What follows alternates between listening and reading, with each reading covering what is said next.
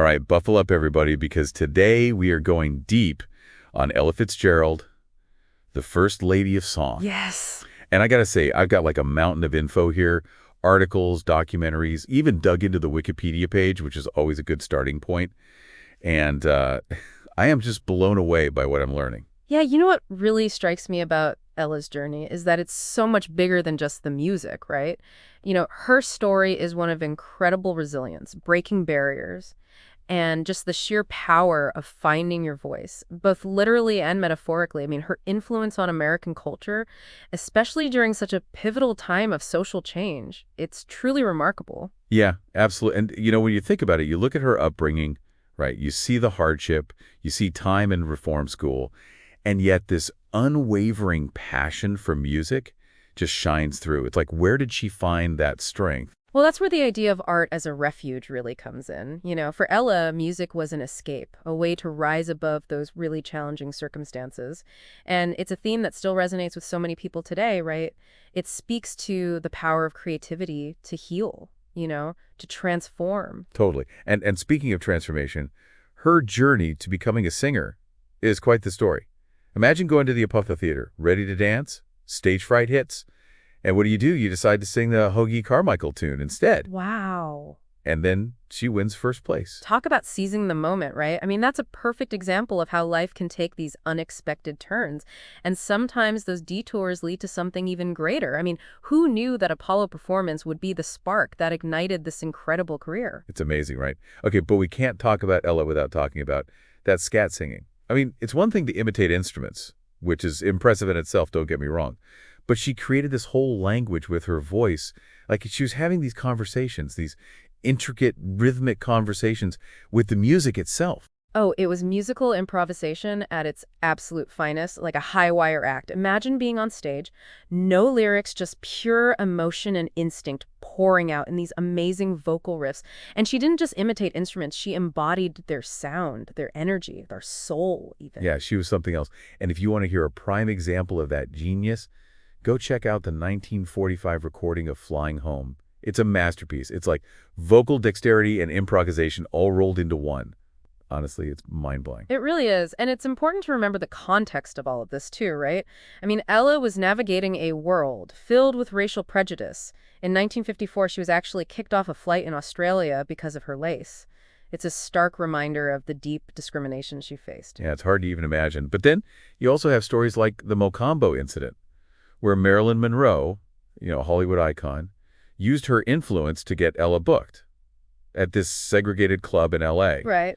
Talk about the power of allyship, right? Using your platform to create change. Absolutely. Ella's story is really inseparable from the civil rights movement. She didn't just break barriers musically. She actively used her voice, her actions, to advocate for equality and justice. Yeah, totally. Her collaborations are fascinating, too. Like, her partnership with Louis Armstrong produced some really iconic albums. Ella and Louis, Porgy and Bess. I mean, their voices together are just magic. You know what made that pairing so captivating? The contrast. You have Ella's smooth, velvety tone against Louis's gravelly, weathered voice. It's like two sides of the same coin, united by their love of jazz. They just complemented each other so perfectly. It's true. And it's interesting to compare her to someone like Billie Holiday. Both incredibly talented. Both with voices that could, I don't know, just move you to tears.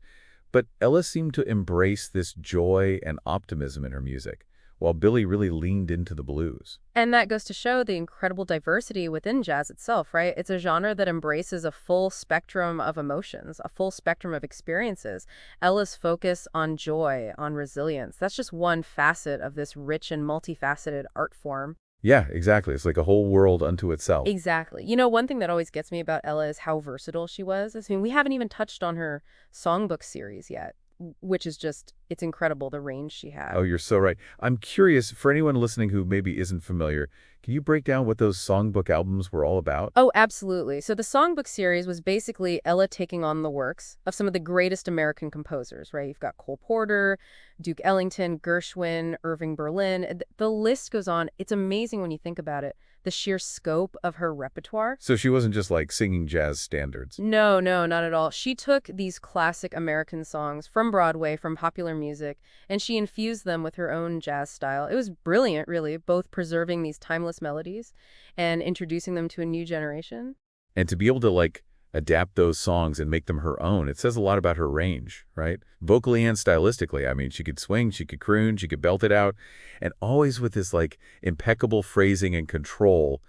Is just mesmerizing to listen to. Oh, totally. You can hear her deep musical understanding in every single note. She wasn't just singing the song, she was inhabiting them, bringing out all those little nuances, the emotional depth. Makes you wonder if she had a favorite composer, or a particular style that she felt most connected to. It's hard to say for sure, but I think her collaborations with Duke Ellington were really something special. They had this mutual respect, this understanding of each other's musicality. You can just feel that synergy when you listen to their recordings. I've heard their 1957 album, Ella Fitzgerald Sings, the Duke Ellington Songbook, is considered one of the, landmarks of vocal jazz.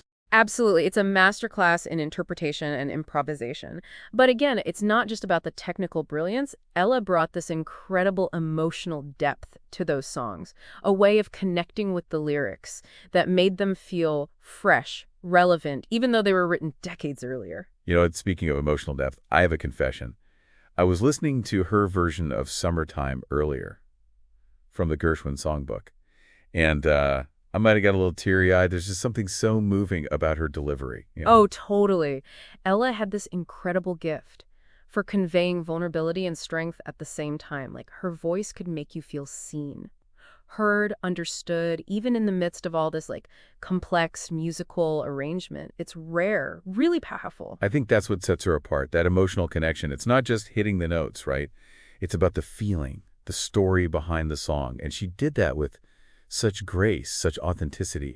Exactly, and that authenticity resonated with people everywhere. She wasn't just a singer, she was a storyteller, a weaver of emotions, and that's why her music continues to touch people's hearts, even today. It's amazing how she was able to, transcend cultural boundaries with her music.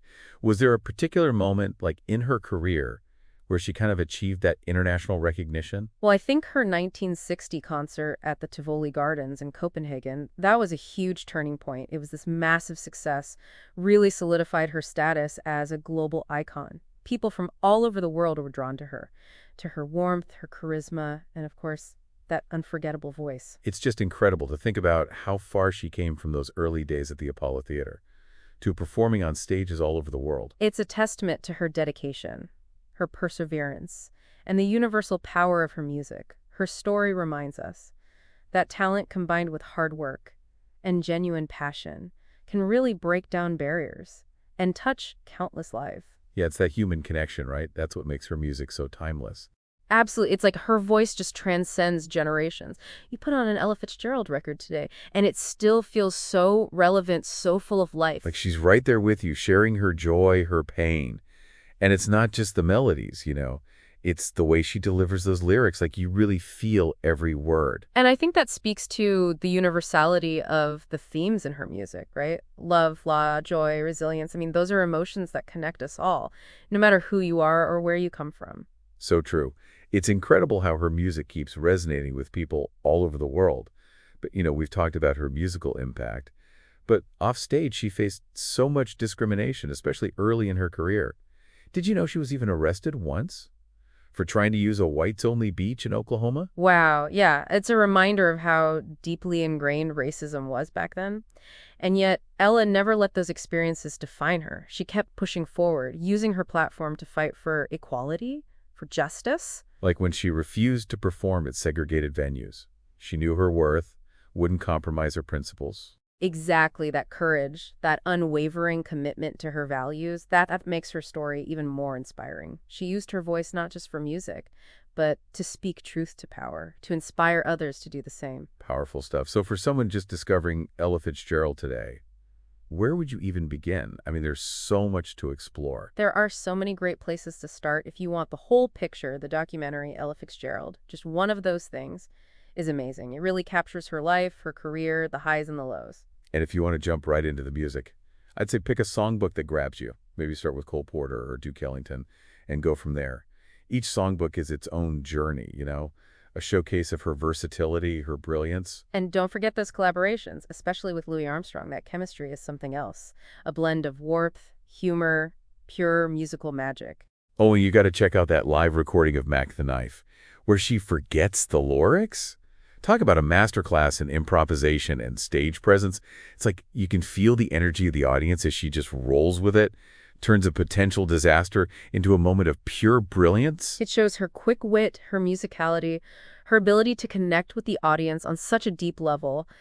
Ella Fitzgerald's music is truly a gift. She left behind an incredible legacy of joy, resilience, artistic brilliance. It's something that continues to inspire us today. Couldn't have said it better myself. It's been such a joy to go on this deep dive into her world. I feel like I've learned so much and been reminded of the power of music to uplift, to heal, to connect us all.